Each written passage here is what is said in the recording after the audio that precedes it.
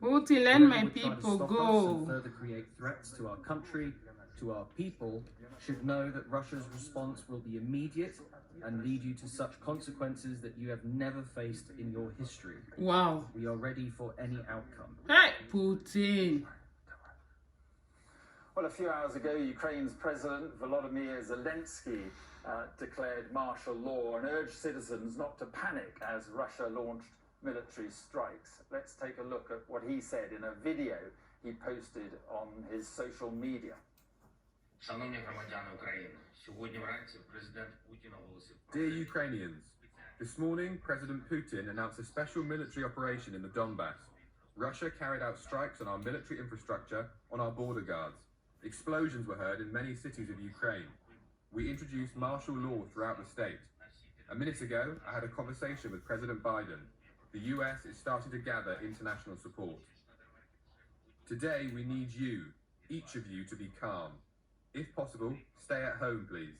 We are working. The army is working. The entire security and defense sector of Ukraine is working.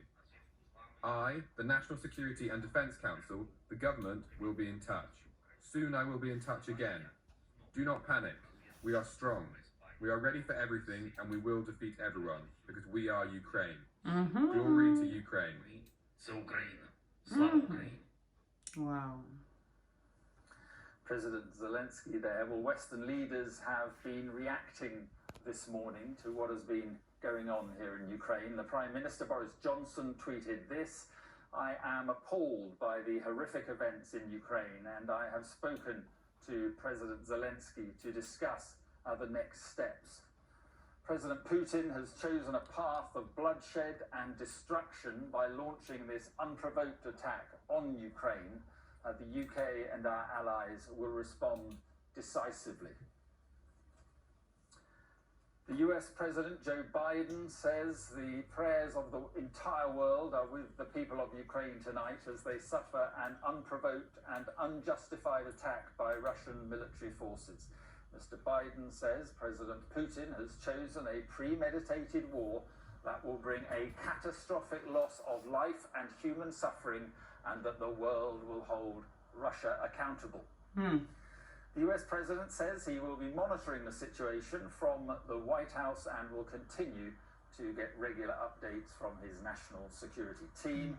He says he will meet with his G7 counterparts in the morning. A short while ago, I spoke to the Foreign Office Minister, James Cleverly, who said there will be an unprecedented response from the international community.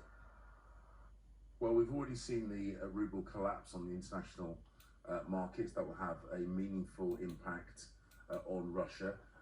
The people, the institutions that prop him up, even if Vladimir Putin doesn't care, the people around him will feel this, and they absolutely will care.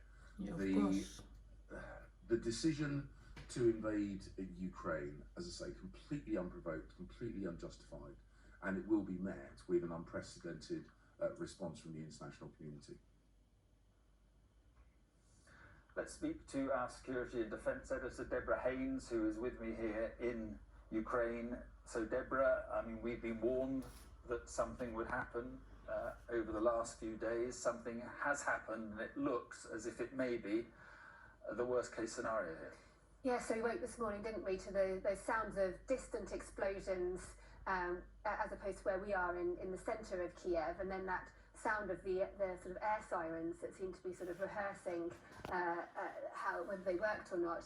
And then we're getting news gradually about what's actually happening on the ground. Obviously, we can't see everything at once, but the Ukrainian Border Guard Service has released a statement just in the last few minutes talking about how its units are engaged in fighting, using their words, with Russian forces, saying that around three border guards have been killed and a number of others wounded.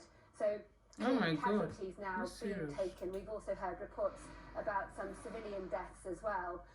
It really is, like you said, a worst case scenario for a country that has for weeks not seeming to be willing to even think that its neighbour could launch such an offensive, even though 8 years ago Russia annexed Crimea and has backed these so-called separatists in the east in a conflict that's been going on since then.